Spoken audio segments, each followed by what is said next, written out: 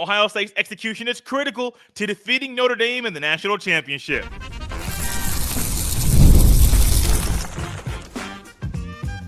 You are Locked On Buckeyes, your daily podcast on the Ohio State Buckeyes. Part of the Locked On Podcast Network, your team every day. Welcome in, Buckeye fans, to your Thursday edition of Locked On Buckeyes, which is your daily Ohio State podcast. Part of the Locked On Podcast Network, your team every day. I'm your host, Jay Stevens, also the host of the Jay Stevens Podcast, and today's episode is brought to you by FanDuel. From the first whistle to the final drive, FanDuel makes the NFL playoffs even more exciting. Right now, new customers can bet $5 and get $300 in bonus bets if you win your first bet. Simply visit FanDuel.com to get started. During today's show, we'll discuss if the Buckeyes are physically prepared for battle with Notre Dame, as well as what Will Howard's mindset needs to be in the Natty. But before we get to any of that, Ohio State's execution is critical to defeat Notre Dame in the national championship. And that goes to the Buckeyes' offense, goes for Ohio State's defense. It's even a special teams thing as well. All three phases of the game for Ohio State need to execute at a high level. When you get to this stage in a season, it's special. There's only two teams left, and you have definitely earned the right to be here. Ohio State's path through the playoff has been very, very interesting. Notre Dame's has been interesting as well. Both of them have had to overcome adversity. Both of them have played really good teams, and they've earned the right to be here. Sometimes execution has been an issue for Ohio State. Sometimes they're hitting on all cylinders, and this game is one of those times Ohio State can't shoot themselves in the foot. Ohio State can't be its own worst enemy, can't allow mental blocks to be formed during a game and allow those things to be so large that they can't get over those obstacles. This isn't the time for that. For Will Howard, for Cody Simon, for the kickers, for the long snapper, whoever it is, everybody needs to make sure they're executing at a high level, they're doing their job, and assisting their teammates along the way. Because sometimes with execution, you need to assist your teammate. Because sometimes your communication and raising your level of communication during the game is going to help your team execute at the level that it needs to execute at. For Ohio State's offense, what do we find against Texas? I said it earlier. I think I said it on the Big Ten Squad Show. You'll get that tomorrow in your feed at 5 p.m. Eastern time. Ohio State against Texas, the Buckeyes scored 28 points. The offense scored 21. The other 7 came from the Buckeyes defense. Ohio State's offense was its own worst enemy. Because as Ryan Day said in the locker room at halftime, we're moving the ball. We're getting in our own way. We're beating ourselves. That's not his own words verbatim. He was trying to be very, very positive and realize, hey, we know the score is only 14-7. We should have a bigger lead right now. In Ohio State, when it came to Tennessee, when it came to Oregon, when it came to Texas, those defenses all posed a different threat to Ohio State. Some of them could do some things on the interior of the Buckeyes offensive line that caused some issues. Some of them could do things in the secondary to cause some issues. For Texas, they clogged up the interior, and they were able to do some things in the secondary that caused some issues. Here's the thing, though. While those things are true, you still got to be able to execute at a high level. Figure out where the holes are, figure out where the cracks are in the defense, and exploit every single hole. And while doing so, you'll see, oh, this thing is easier when we just do what the defense is allowing us to do. On the Buckeyes defense, it may surprise a lot of people that have watched Notre Dame recently.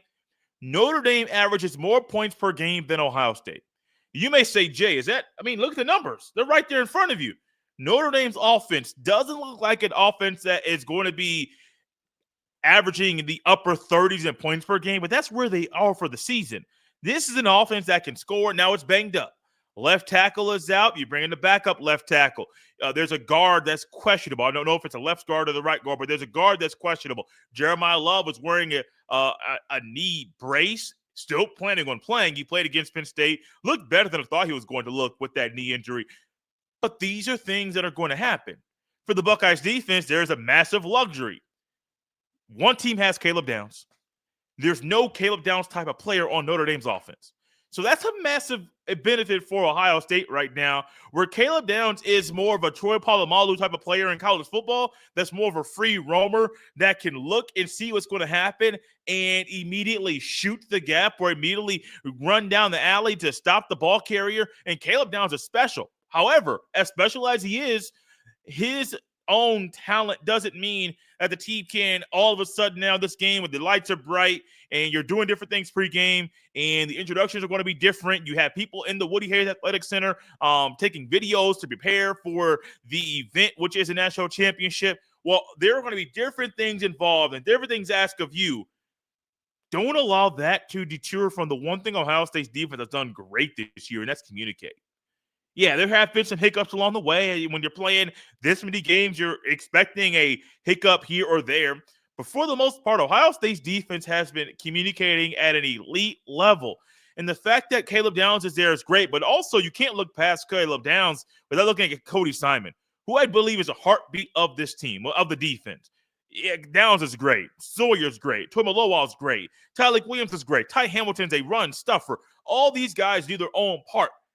But it all goes back to the block O, the Mike linebacker, the guy that embodies everything that you want in a Buckeye, who is also leading Ohio State's defense in an elite way. Cody Simon, the communicator, the leader, the thumper, whatever you want to use to describe Cody Simon, it all goes back to him. Caleb Downs is going to get his attention. Denzel Burke's going to get his too. Lathan Ransom is going to get more. Jordan Hancock does not get enough attention for the way he is playing football. And honestly, he may be even help against draft stock by playing more safety. Maybe he might be a safety at the next level and not the corner that many of us thought he was going to be when he goes to the NFL. Communication is key. While your execution is critical, and on defense, it doesn't look the same as it does on offense because the offense is running set plays. But defensively, you got to execute the play call. You have to stick to the plan.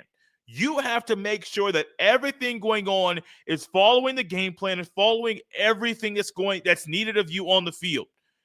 Because Riley Leonard, even though he might not be the best passer in the world, he can do some things with his arm that can cause some chaos for an opposing defense. That's the reality of Riley Leonard. Yes, he's more of a runner than a passer, but I do believe Riley Leonard knows how to prepare for a game. He's led Notre Dame so far to only have one loss this season, which is huge. Execution is huge. For special teams, for Ohio State to have all the special teams issues that they've had this year, sometimes it's not even because of the long snappers or due to blocking. It's just making kicks and getting confidence in flipping the field, where Joe McGuire did a decent job of that against Texas, being able to flip the field in a game where he kicked way more than he had throughout the entire season. I was really amazed at the end of the day, thinking about how often the Buckeyes punted it in that game when it's not normal, nor do I even think it should have happened. Because I think Ohio State, if they just overcome some of their own adversity, and even if they have the same penalties, Ohio State still should have scored offensively 4 or 5 touchdowns against Texas, but they weren't executing. The defense was playing very, very well, but even then there were some times where execution by the defense, sometimes via the communication, wasn't where it needed to be. Next thing you know, you have 2 passers of Quinn Ewers to running backs, and they're going into the end zone. On special teams, this game could be one of those that comes down to special teams. Notre Dame's last game, special teams won the game, made the points to put Notre Dame up at the end of the day. Everything needs to be on point. The snap, the hold, the kick. If you're on the punt team, the coverage, making sure you know what side the wall needs to be put on or what side the punter is going to be running to. Make sure everything is on point, because this is not the time to allow certain things to not be on point, because that could mean an Ohio State loss. And nobody here right now watching or listening to this show wants an Ohio State loss at all. Execution is critical to the Buckeyes beating Notre Dame in the Natty. And with the way I think Ohio State's going to be prepared for this game, their execution might surprise some of us when the game is played on Martin Luther King Day on Monday night. One thing we need to see from Will Howard on Monday night is something that I think he has done very well during the playoff. I'll dive into what that thing is next. This episode is brought to you by FanDuel. From the first whistle to the final drive, FanDuel makes the NFL playoffs even more exciting. right now. New customers can bet $5 and get $300 in bonus bets if you win your first bet. That's $300 to keep the action going. The FanDuel app is easy to navigate, and the variety of bets keeps every game exciting. Plus, when you win, you get paid instantly. No waiting around for your winnings, whether you're betting on your favorite team or just looking to add some extra excitement to the playoffs. FanDuel has you covered. Just visit FanDuel.com to join today and get started with $300 in bonus bets. That's FanDuel.com. Make this playoff season unforgettable with FanDuel, an official sportsbook partner of the NFL. Thank you all for tapping into Locked On Buckeyes and making this show your first listen of the day. One thing Will Howard has done very, very well during the postseason is lead Ohio State's offense. There may have been a hiccup here or there, but for the most part, Will Howard has overcome adversity, figured out ways to exploit the holes of the opposing defense, and he's done it consistently throughout the game. And that's one thing Will Howard needs to continue to do, is just take what the defense is giving him. If the defense is allowing you to run a lot, run the ball. If the defense is allowing you to pass the ball a lot, go to your guys on the outside. If the defense is allowing you to be a little bit more creative, then allow the creativity to flow. Just take what the defense is giving you and let everything else fall where it may. Because I think that's how it needs to be. Yes, Ohio State needs to execute at a high level, and that goes into Will Howard making sure that he is doing everything he can do for Ohio State's offense to lead it in the right way. For Ohio State moving forward, there's only one game left. There is no reason for anybody to think, oh, we're saving our body, or our mindset is going to be, oh, well, we got to save our body for another game on February 1st. Excuse me? No, sir. This is it.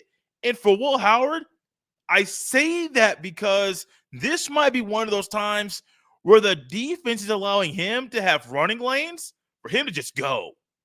I mean, go like he did on that 4th and 3. Just don't trip like a Daniel Jones, because that would be a little bit weird if it happened 2 weeks in a row. However, just go. Run the ball. Yes, you have a future. You're going to get drafted into the NFL. You're going to get invited to the combine. You might get invited to a postseason all-star game. Whatever it might be, you will get a lot of things done for you at the end of the day. At the same time, Will Howard must play the best game of his life. Now, I'm not saying it's all going to be about statistics here.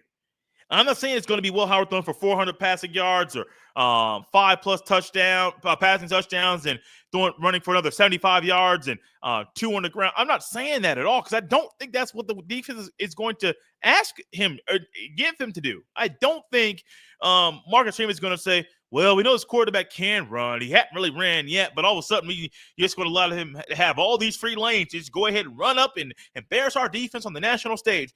I don't think Marcus Freeman is going to even allow that to happen. If it happens once, cool. If it happens a second time, cool. I think Marcus Freeman is going to try to shut that down very, very quickly. Here's the advantage that Will Howard has that other teams don't.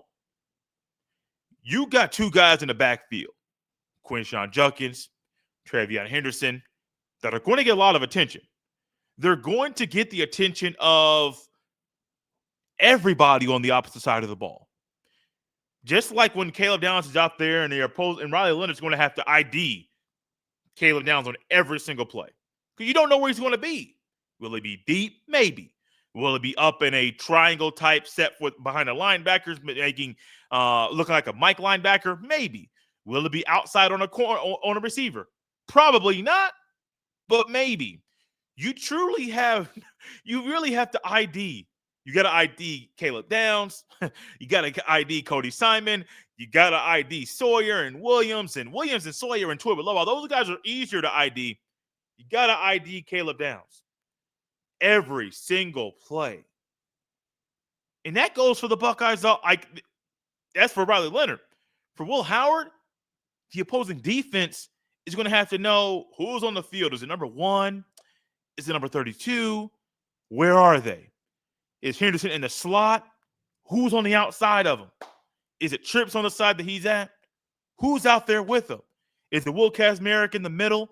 and Henderson is the closest to the offensive line, cool. What kind of variation could they run? Well, we've seen some film on this, but just like what we saw last week on the goal line stand, Jim Knowles on that goal line stand on 3rd and 4th down, he used a red zone coverage he had never used. The first time using it was on 3rd and goal. The second time using it was on 4th and goal.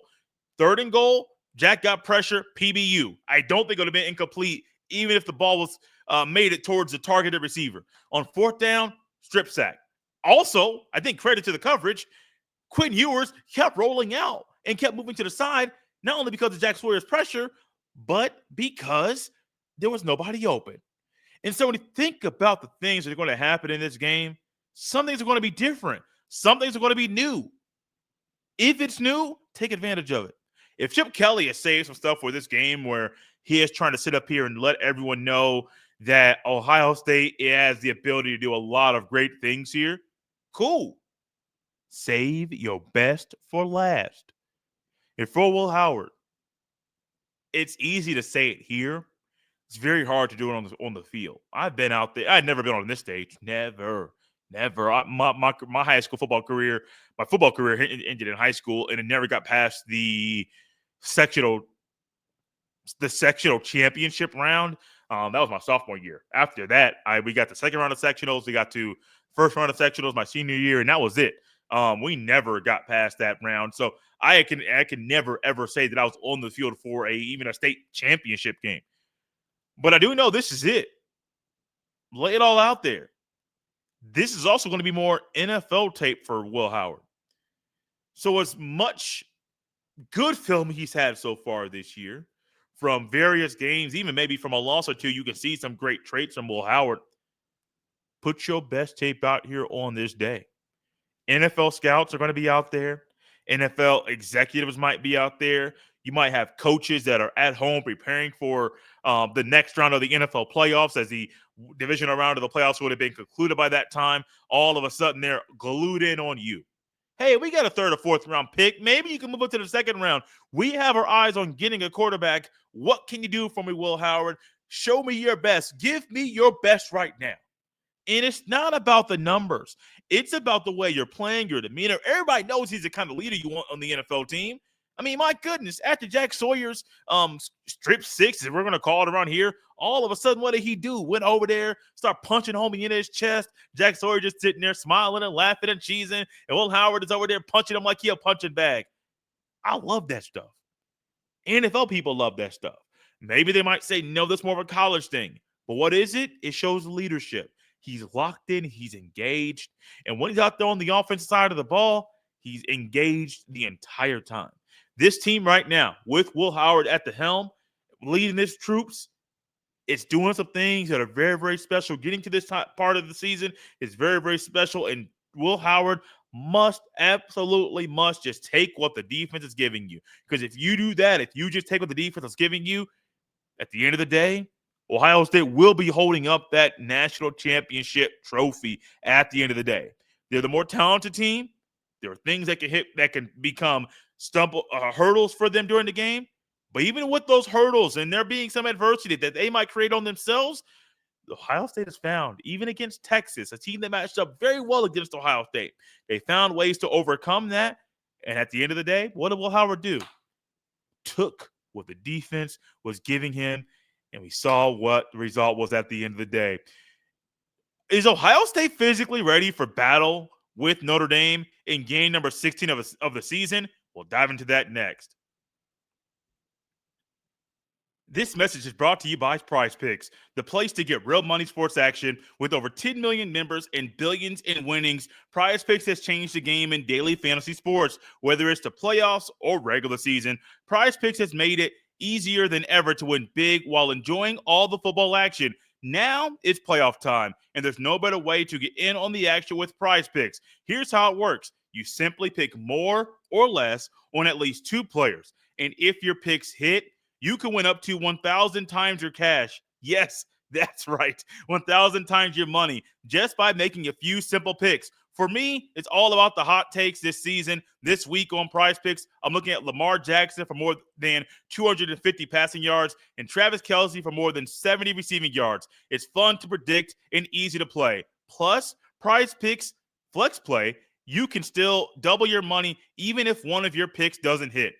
Ready to run your game this football season? Download the app today and use code LOCKEDONCollege to get $50 instantly after you play your first $5 lineup.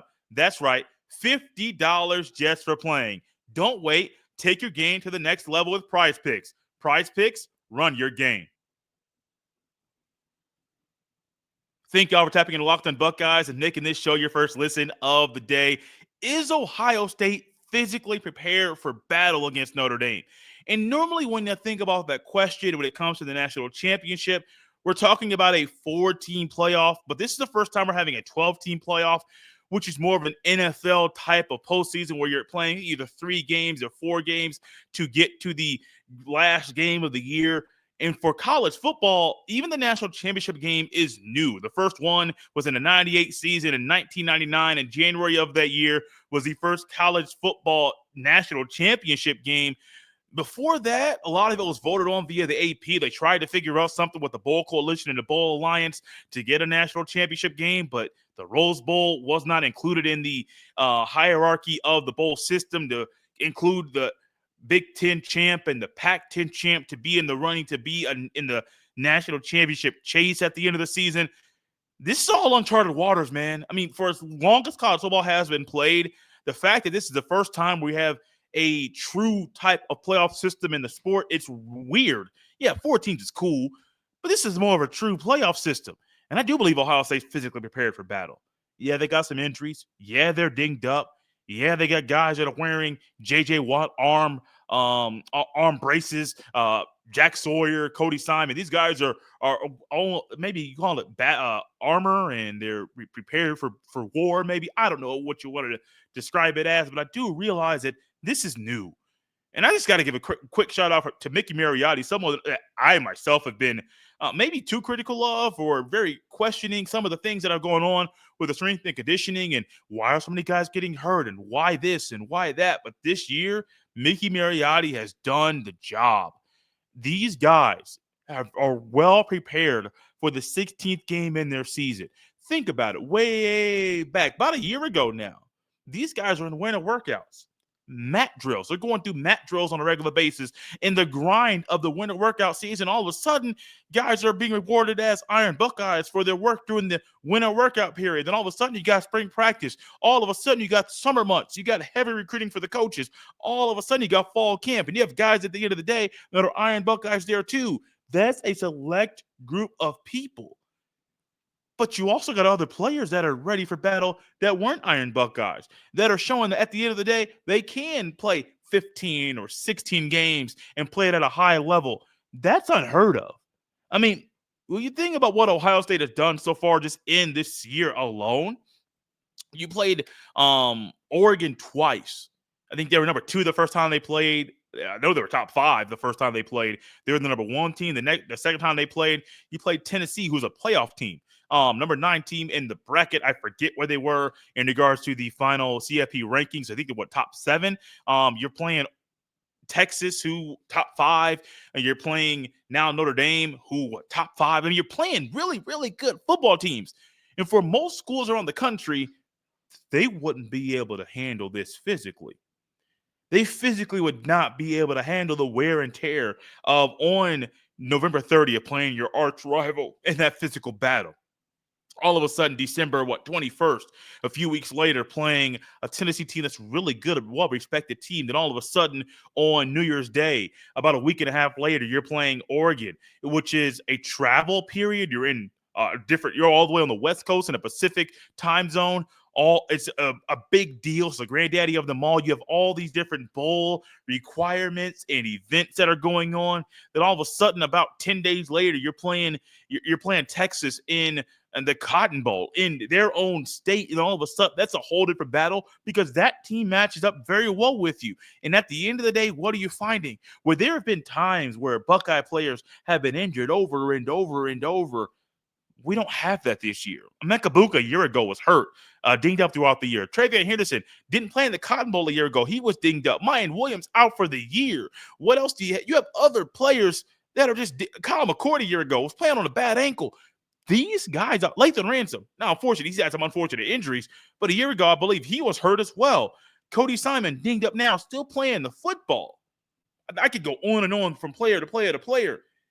These guys have been gone through a gauntlet. They have done some things that nobody in college football history has ever had to go through. You think about some of the great teams in the sport. Think about Notre Dame in the 80s. You think about some of the Miami teams in the 80s and 90s. Think about the 01 Hurricanes. Think about Nebraska winning 3 championships in 4 years. Think about USC in the 2000s and the Reggie Bush and the Matt Leinerts and all those great Texas and Vince Young and Oklahoma with those great teams, and Alabama in that run, Clemson in that run, Georgia that run. Think about all of the LSU in 2019. All of these great teams, even within the past 30 or 40 years. Clemson in the 80s, Georgia in the 80s. Both those teams won the Natty a couple of times. All of these great teams, none of them have gone through this gauntlet. And for Ohio State to also lose a lot of offensive linemen, down to your 9th, maybe even 10th offensive lineman. I lost count now that Luke Montgomery is playing like he is. It's insane that Ohio State, yeah, they've had a few injuries, but for the most part, outside of the offensive line, everybody else is healthy. Shout out to Mickey Marioti for getting these boys right and doing some tweaks in the offseason to help prepare the body for a longer season and one that we have never seen in college football. But also shout out to Ryan Day. What I don't want to get glossed over throughout this period is the fact that he went out there and got an elite running back in Quinshon Judkins. One of the negative things for the Buckeye backfield over the past few years has been injuries from T.C. Coffey, a walk-on, who's good in a walk-on sense, but he had a season-ending injury. Mayan Williams banged up, season-ending injury a year ago, but year before that, banged up. Seems like the year before that, it was off and on. Henderson's playing, Williams isn't. Mayan's playing, Trevion's hurt. Back and forth, back and forth. And then all of a sudden, you also had not James Williams Dixon. Another running back was hurt. I mean, these guys in the running back room just hit with the injury bug. Jackson Smith and Jigba a couple years ago was hurt. Think about all these great players. In the running back room, you're going to need to have 2 guys, maybe 3 that can go at any time. What did Ohio State do? They went down and found a guy in Quinshon Judkins that can fill an immediate need now. Went to Henderson, talked to Travion Henderson and said, hey, Quinshon wants to come here. What are your thoughts? Travion Henderson, hey, coach, whatever you want to do, whatever we got to do to win, if it makes the team better, let's do it. Ultimate team response there. He's an ultimate team guy. Quinshon Judkins comes up, doesn't start right away. He starts a little bit. He's starting now late in the season, and it's not negatively impacting the flow or the play of the running backs. It's actually benefiting Ohio State's offense to have a Henderson and a Judkins on the field at the same time. Judkins, that run, that 9-yard touchdown run on Ohio State's first offensive drive against Texas, that was a big boy run. Patience was the key in that one, but once he patiently found that hole and patiently wiggled his way through, that man was a bruiser. Just running over boys.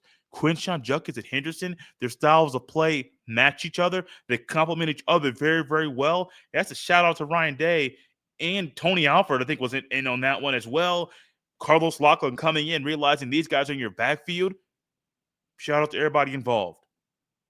Because that move right there may be one of the biggest reasons why Henderson is having the year that he is and Judkins is having the year that he is, because you figure out a way to have 2 elite running backs, figure out an offense that works, figure out a flow that works, and those guys fit in very, very well. Yes, they're physically prepared for battle. In regards to Henderson, he's more physically prepared for battle this year than he would have been throughout the previous 3 years in college football because his running mate can handle the load, can handle a heavy workload, and they just let Henderson go and figure out what works for him in this game and let that man cook. Thank God for tapping in Locked on Buckeyes and making this show your first listen of the day. You can follow me on Twitter or any social media platform at jstevens07. Send every email to jstevens317 at gmail.com. This has been Locked on Buckeyes here on a Thursday. We'll see you next time.